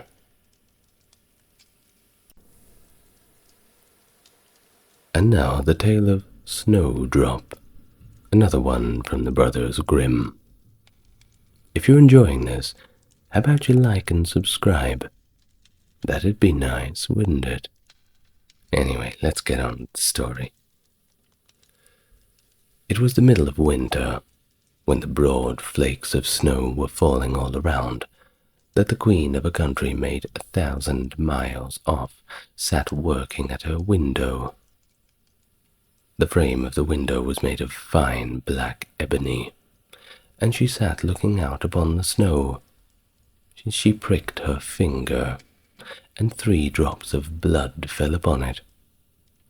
Then she gazed thoughtfully upon the red drops that sprinkled the white snow, and said, "Ah, would that my little daughter may be as white as the snow, and as red as that blood, and as black as that ebony in the window frame." And so the little girl really did grow up. Her skin was white as snow, her cheeks as rosy as the blood, and her hair as black as ebony, and she was called Snowdrop.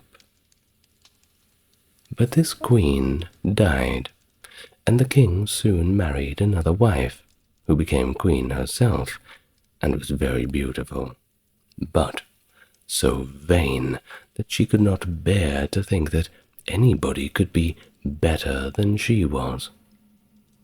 She had a fairy looking-glass, you see, to which she used to go, and then she would gaze upon herself in it and say, "Tell me, glass, tell me true, of all the ladies in the land, who is the fairest? Tell me who?"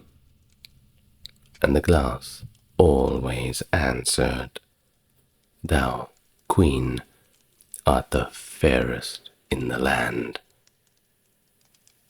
But Snowdrop, well, she grew more and more beautiful, and when she was 7 years old, she was as bright as the day, and fairer than the queen herself. Then the glass one day answered the queen, when she went to look into it as usual, "Thou, queen, art fair and beautiful to see, but Snowdrop is far lovelier than thee." When she heard this, she turned pale with rage and envy, and called to one of her servants and said, "Take Snowdrop away into the wide wood, that I may never see her any more." Then the servant led her away, but his heart melted when Snowdrop begged him to spare her life. And he said, "I cannot hurt you, beautiful child." So he left her by herself, and though he thought it most likely that wild beasts would tear her to pieces, he felt as if a great weight was taken off his heart when he had made up his mind not to kill her, but to leave her to her fate, with the chance of someone finding and perhaps even saving her. And then poor Snowdrop wandered along through the wood in great fear, and the wild beasts roared about her, but none did her any harm. In the evening she came to a cottage among the hills and went in to rest, for her little feet could simply carry her no further. Everything was spruce and neat within the cottage, On the table was spread a white cloth, and there were 7 little plates, 7 little loaves, and 7 little glasses with wine in them, and 7 knives and forks laid in order, and by the wall stood 7 little beds. As she was very hungry, she picked a little piece of each loaf and drank a very little bit of wine out of each glass, and after that she thought she would lie down and rest. And so she tried all of the beds, but one was too long, and another was too short, until at last the 7th suited her just fine, and there she laid herself down and went to sleep. By and by in came the masters of the cottage. Now they were 7 little dwarfs that lived among the mountains, and dug and searched for gold. They lighted up their 7 lamps and saw at once that not all was right. The first said, "Who has been sitting at my stool?" The second, "Who has been eating off my plate?" The third, "Who has been picking at my bread?" The fourth, "Who has been meddling with my spoon?" The fifth, "Who has been handling my fork?" The sixth, "Who has been cutting with my knife?" And the seventh, "Who has been drinking my wine?" Then the first looked round and said, "Who's been lying on my bed?" And the rest came running to him, and everybody cried out that somebody had indeed been upon his bed. But the 7th, he saw Snowdrop, and called all of his brethren to come and see her, and they cried out with wonder and astonishment, and brought their lamps to look at her, and said, "Good heavens, what a lovely child she is!" And they were very glad to see her, and took care not to wake her. And the 7th dwarf slept an hour with each of the other dwarfs in turn, until the night was gone. In the morning, Snowdrop told them all her tragic story, and they all pitied her, and said if she would keep all things in order, and cook and wash, knit and spin for them, she might just stay where she was, and they would take care of her. Then they went out all day long to their work, seeking for gold and silver in the mountains. But Snowdrop was left at home, and they did warn her, saying, "The Queen will soon find out where you are, so take care and let nobody in." But the Queen, now that she thought Snowdrop was dead, believed that she must indeed be the most beautiful in the land, and she went to her glass and said, "Tell me, glass, tell me true, of all the ladies in the land, who is the fairest? Tell me who." The glass answered, "Thou, Queen, art the fairest in this land, but over the hills in the greenwood shade, where the 7 dwarfs their dwelling have made, there Snowdrop is hiding her head, and she is lovelier far, O Queen, than thee." And then the Queen was very much frightened, for she knew that the glass always spoke the truth, and was sure that the servant had betrayed her, and she could not bear to think that anybody could live that was more beautiful than her. So she dressed herself up as an old peddler, and went way over the hills, to the place where the dwarfs dwelt. Then she knocked at the door and cried, "Fine wares to sell." Snowdrop looked out the window and said, "Good day, good woman. What do you have to sell?" "Good wares and fine wares," said she, "laces and bobbins of all colors." I will let the old lady in. She seems to be a very good sort, thought Snowdrop, as she ran down and unbolted the door. Bless me, said the old woman, how badly your stays are laced. Let me lace them up with one of my nice new laces. Snowdrop did not dream of any mischief, of course, so she stood before the old woman. But she set to work so nimbly and pulled the lace so tight that Snowdrop's breath was stopped, and she fell down as if she were dead. There is an end to all of your beauty, said the spiteful queen, and she went away home, laughing as she left.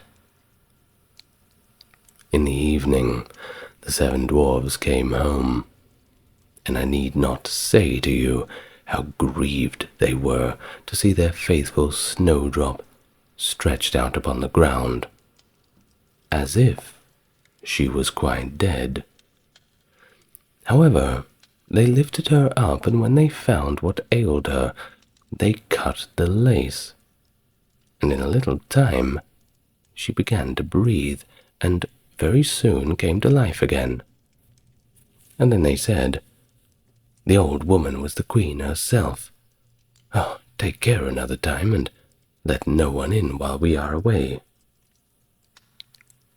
Thus, when the queen got home, she rushed straight to her glass, and spoke to it as before. But to her great grief it still said, Thou queen art the fairest in this land, but over the hills in the greenwood shade, where the 7 dwarfs in their dwelling have made, their Snowdrop is hiding her head, and she is lovelier far, O queen, than thee. And then the blood ran cold in her cold, cold heart with spite and malice to see that Snowdrop still lived, and she dressed herself up again, but this time in quite another dress from the one she wore before, and took with her a poisoned comb. When she reached the dwarf's cottage, she knocked at the door and cried, Fine wares to sell. But Snowdrop said, I dare not let anybody in. And then the queen said, Only look at my beautiful combs, and gave her the poisoned one. And, well, it looked so pretty that she took it up and put it into her hair to try it. But the moment it touched her head, the poison was so powerful that she fell down senseless. There you may lie, said the queen, and she went upon her way. But by good luck the dwarfs came in very early that evening, and when they saw Snowdrop lying on the ground, they thought what had happened, and soon found the poisoned comb. And when they took it away, she got well, and told them all that had passed. They shook their heads, and they warned her once more, Do not open the door for anyone, Snowdrop, please. Meanwhile, the queen went home to her glass, and shook with rage when she read the very same answer as before. And she said, Snowdrop will die, even if it costs me my life. So she went by herself into her chamber, and got ready a poisoned apple. The outside looked very rosy and tempting, but whoever tasted it was sure to die. Then she dressed herself up as a peasant's wife, and travelled over the hills to the cottage of the dwarfs, knocking on the door. But Snowdrop put her head out the window and said, I dare not let anyone in, for the dwarfs have told me. Do as you please, said the old woman, but at any rate, take this pretty apple. I will give it to you. No, said Snowdrop, I dare not take it. "You silly girl," answered the other. "What are you afraid of? Do you think it's poisoned? Come, do eat one part, and I will eat the other." Now the apple was so made up that one side was good, and the other side was poisoned. Then Snowdrop was much tempted to taste it, for, well, the apple looked so very, very nice. And when she saw the old woman eat it, oh, she could simply wait no longer. But she had scarcely put the piece into her mouth when she fell down dead upon the ground. "This time nothing will save you," said the queen, and she went home to her glass, and at last it said, "Thou, queen, are the fairest of the fair." And then her wicked heart was glad and as happy as a heart could be. When the evening came, the dwarves had gone home, and they found Snowdrop lying on the ground. No breath came from her lips, and they were afraid that she was indeed quite dead. They lifted her up and combed her hair, washed her face with wine and water, but it was all in vain, for the little girl seemed to be quite gone. And so they laid her down, and all 7 watched and bewailed her for 3 whole days, and then they thought that they would bury her. Oh, but her cheeks, they were still so rosy, and her face looked just as it did while she was alive. So they said, "We will never bury her in the cold ground." And they made a coffin of glass, so that they might still look upon her, and wrote upon it in golden letters what her name was, and that she was a king's daughter. And then the coffin was set among the hills, and one of the dwarves always sat by it and watched. And the birds of the air came too, and bemoaned Snowdrop. And first of all came an owl, and then a raven, and at last a dove sat by her side. And thus Snowdrop lay there for a long, long time, and still only looked as though she was asleep, for she was even now as white as snow and as red as blood and as black as ebony. At last a prince came and called at the dwarf's house, and he saw Snowdrop and read what was written in golden letters. And then he offered the dwarves money, and prayed and besought them to let him take her away. But they said, "We will not part with her for all the gold in the world, prince." At last, however, they had pity on him, and gave him the coffin. But the moment he lifted it up to carry it with him, the piece of apple fell from between her lips. Snowdrop awoke, and she said, "Where am I?" The prince said, "Thou art quite safe with me now." Then he told her of all that had happened, and said, "I love you far better than all the world. So come with me to my father's place, and you shall be my wife." And Snowdrop agreed, and went home with the prince, and everything was got ready with great pomp and splendor for their wedding. To the feast was asked, among the rest, Snowdrop's old enemy the queen, and as she was dressing herself in fine, rich clothes, she looked into the glass and said, "Tell me, glass, tell me true, of all the ladies of the land, who is the fairest? Tell me who." The glass answered, "Thou, lady, art loveliest here, I ween, but lovelier by far is the new-made queen." With this she started with rage, but her envy and curiosity were so great that she could not help setting out to see the bride. And when she got there, she saw that it was no other than Snowdrop, who, as she thought, had been dead a long while.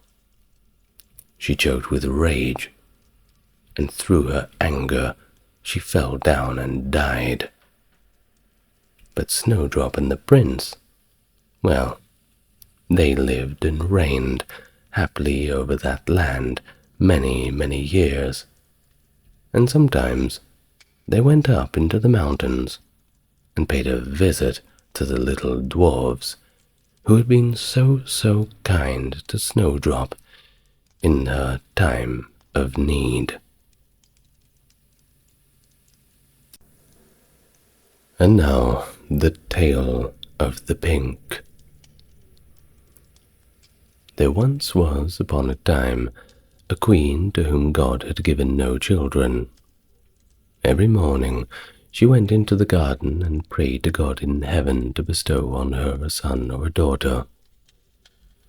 Then an angel from heaven came to her one day and said, "Be at rest, you shall have a son with the power of wishing, so that whatsoever in the world he wished for, then you shall have." Then she went to the king and told him of all the joyful tidings, and when the time was come she gave birth to a son. The king was certainly filled with gladness. Every morning she went with the child to the garden where the wild beasts were kept, and washed herself there in a clear stream. It happened once when the child was a little older that it was lying in her arms, and she fell asleep. Then came the old cook, who knew that the child had the power of wishing, and stole it away. And he took a hen, cut it into pieces, and dropped some of its blood on the queen's apron and her dress.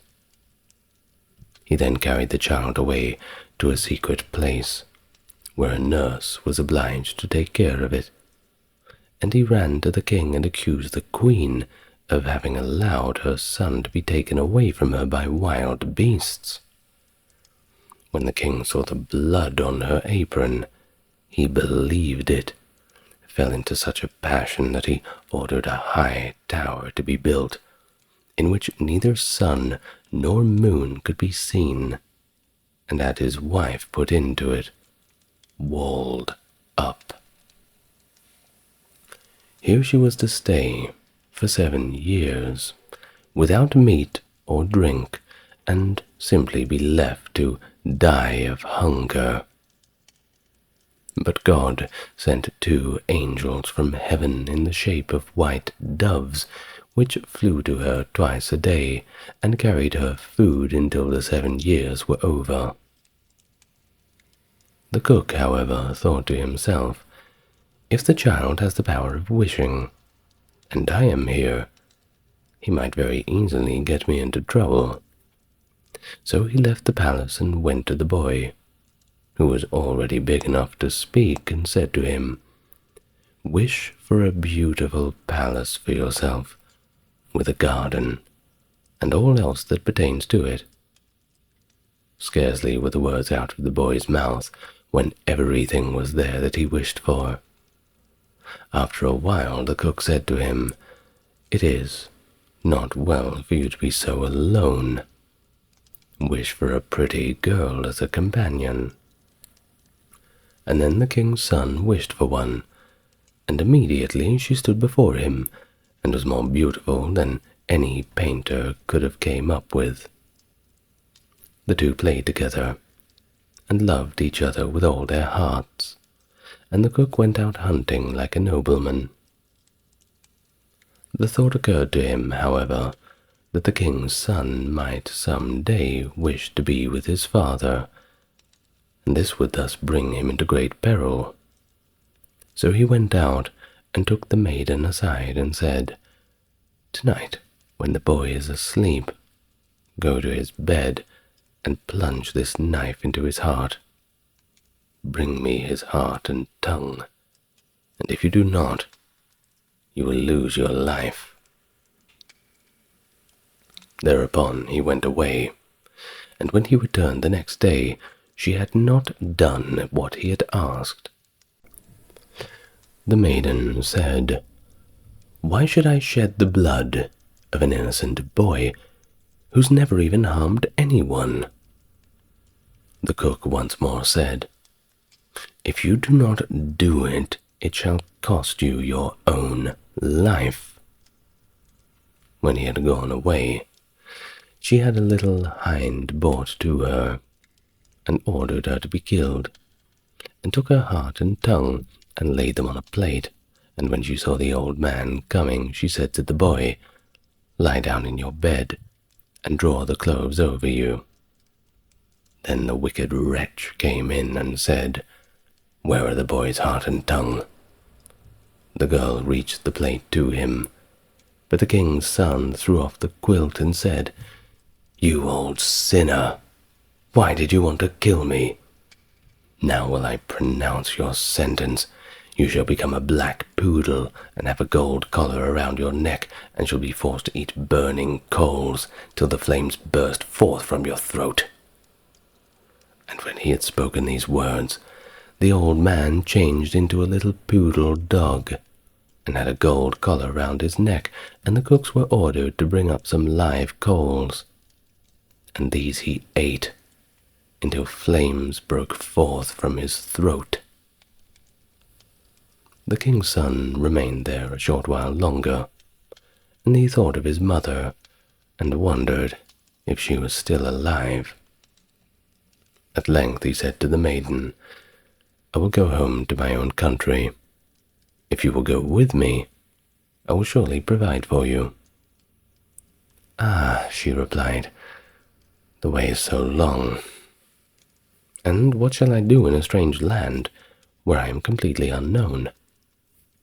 As she did not quite seem willing, and as they could not be parted from each other, he wished that she might be changed into a beautiful pink, and took her with him.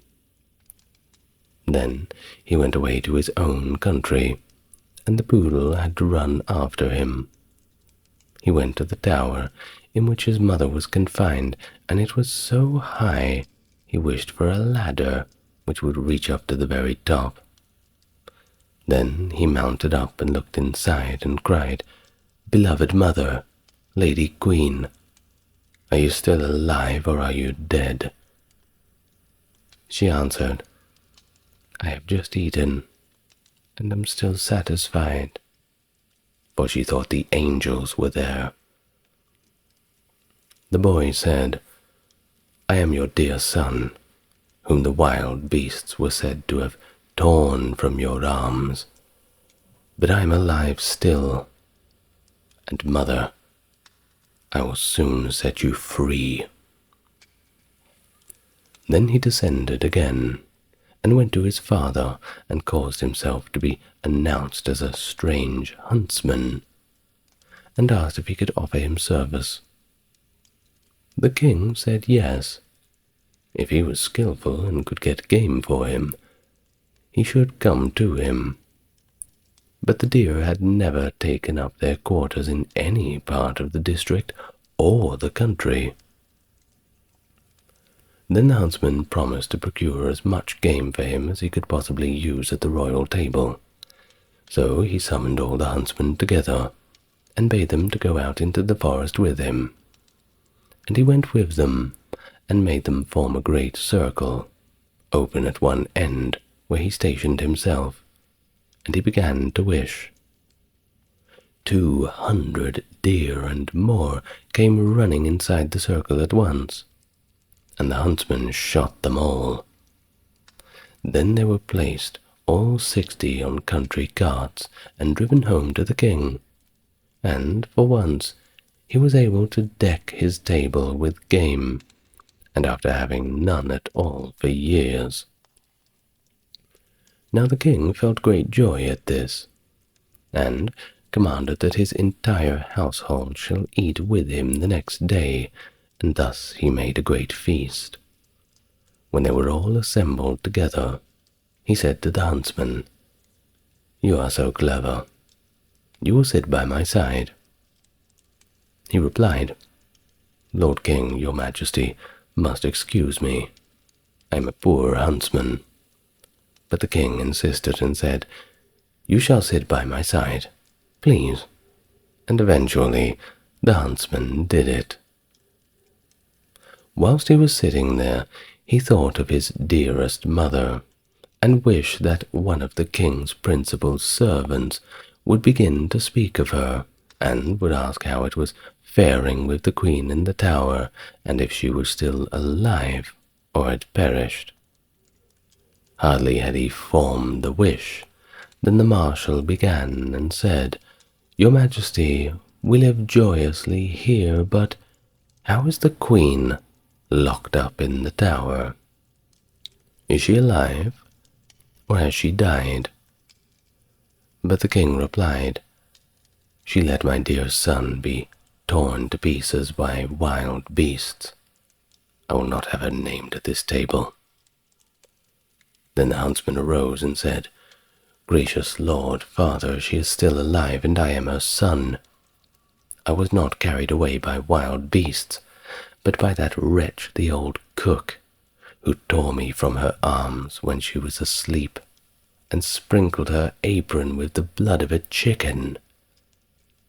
Therefore he took the dog with the golden collar and said, "That is the wretch," and caused live coals to be brought, and the dog was compelled to devour before the sight of all until the flames burst from his throat.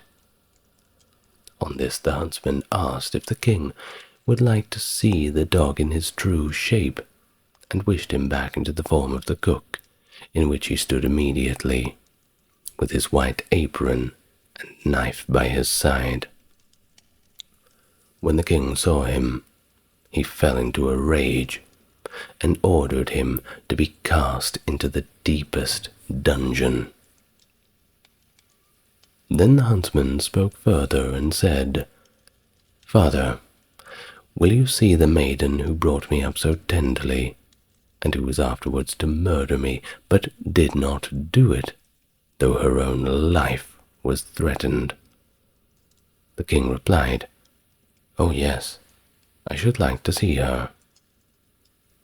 "Most gracious father, I will show her to you in the form of a beautiful flower." And he thrust his hand into his pocket and brought forth the pink flower and placed it on the royal table. And it was so beautiful that the king had never seen one equal to it. Then the son said, "Now will I show her to you in her own form," and wished that she might become a maiden, and she stood there looking so beautiful that no painter could have made her look more so. And the king sent 2 waiting maids and 2 attendants into the tower to fetch the queen and bring her to the royal table. But when she was let in, she ate nothing, and said, "The gracious and most merciful God who has supported me in the tower will soon set me free."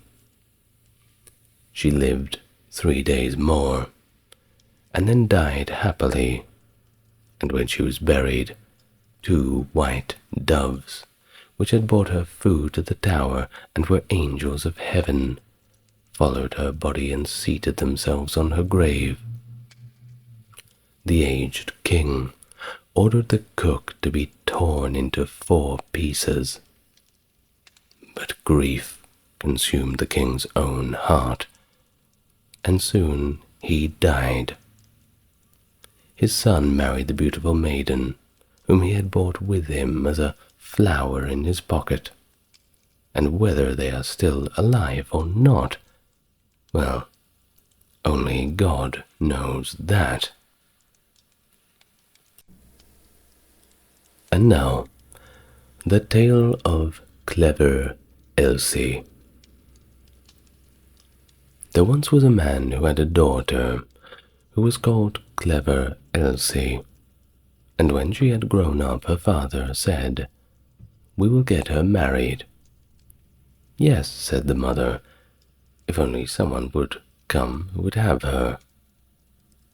At length a man came from a distance and wooed her, who was called Hans, but he stipulated that clever Elsie should be very smart. "Oh," said the father, "she has plenty of good sense." And the mother said, "Oh, yes, she can see the wind coming from up the street and hear the flies coughing." "Well," said Hans, "if she is not really smart, I won't have her." When they were sitting at dinner and had eaten, the mother said, "Elsie, go into the cellar and fetch us some beer, would you?" Then clever Elsie took the pitcher from the wall, went into the cellar, and tapped the lid briskly as she went, so that the time might not appear too long. When she was below, she fetched herself a chair, and set it before the barrel so that she had no need to stoop, and did not hurt her back or do herself any unexpected injury. Then she placed the can before her, and turned the tap, and while the beer was running, she would not let her eyes be idle, but looked up to the wall, and, after much peering here and there, saw a pickaxe exactly above her, which the masons had accidentally left there. It was then that clever Elsie began to weep, and said, "If I get Hans, and we have a child, and he grows big, and we send him into the cellar here to draw beer, then the pickaxe will fall on his head, and, well, it would kill him." Then she sat and wept and screamed with all the strength of her body over the misfortune which lay before her. Those upstairs waited for the drink, but clever Elsie did not come. Then the woman said to the servant, "Just go down into the cellar and see where Elsie is." The maid went and found her sitting in front of the barrel, and screamed loudly. "Elsie, why do you weep?" asked the maid. Elsie answered, "Have I not reason to?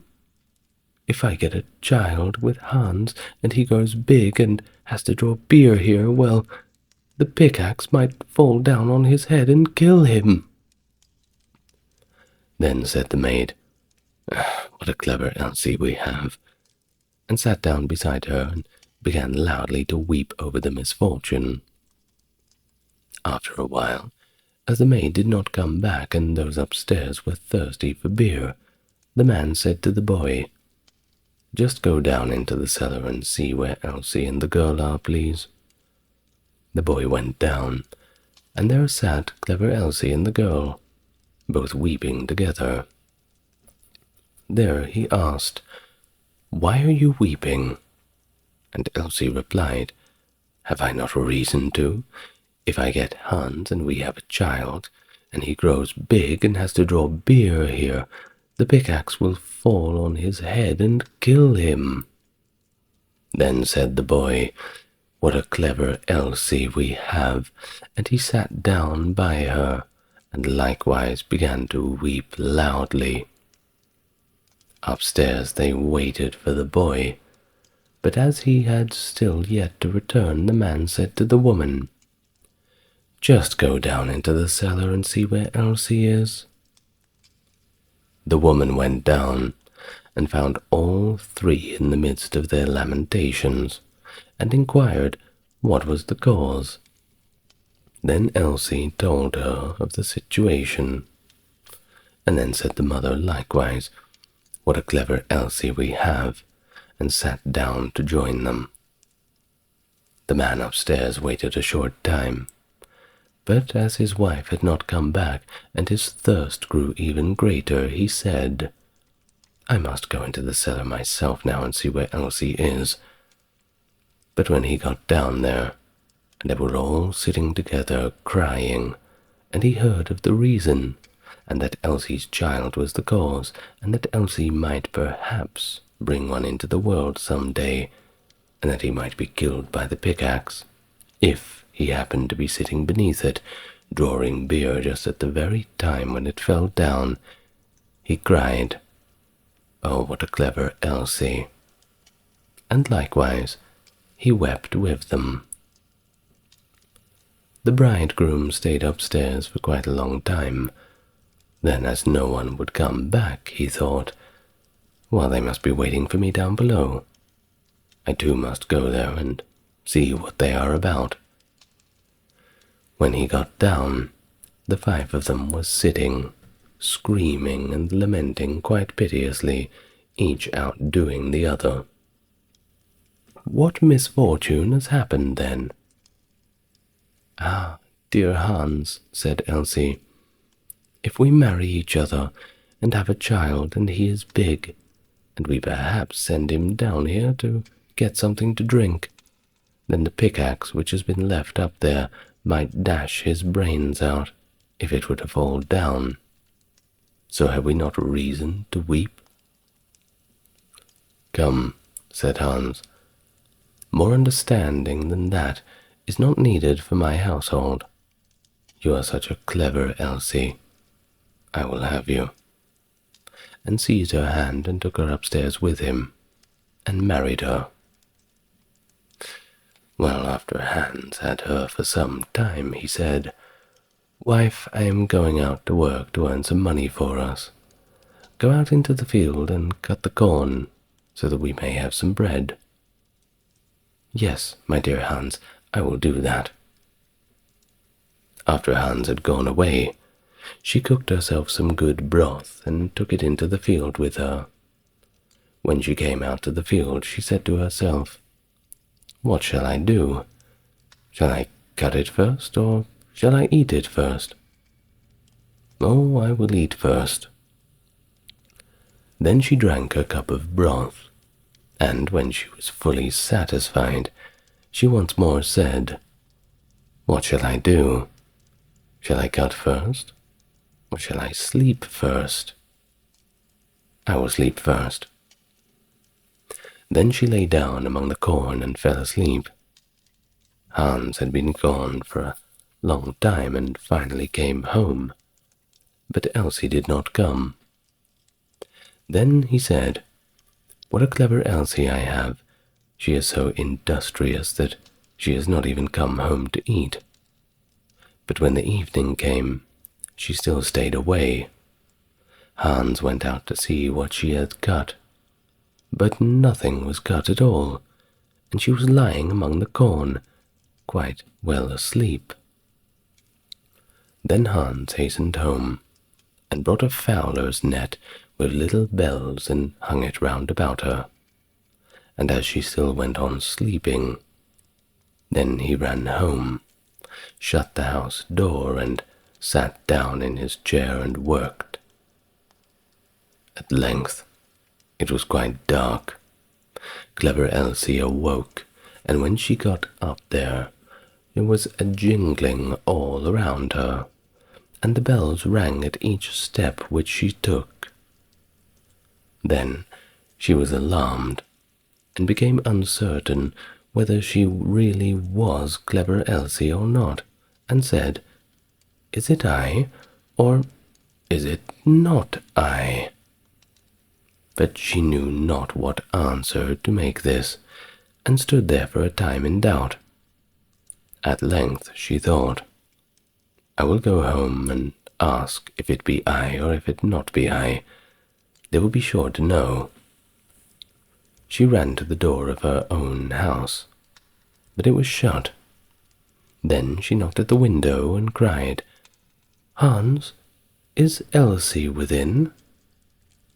"Yes," answered Hans, "she is within." Thereupon she was terrified and said, "Ah, heavens, then it is not I," and went to another door, but when the people heard the jingling of the bells they would not open it, and she could not go in anywhere. And then she ran out of the village, and nobody has seen Clever Elsie since that day.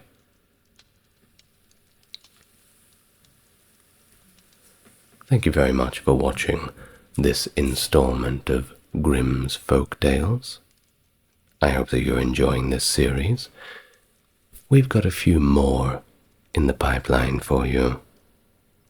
Probably bring out one a week, I think. I'd like to thank my top-tier patrons, Scott, Aaron, James, Tim, Charles, Stock Factory, JC, Jeffrey, and Wendy. Thank you very much. My dear friends out there in whatever part of the world you are in, make sure you get a good rest. Good night, everyone.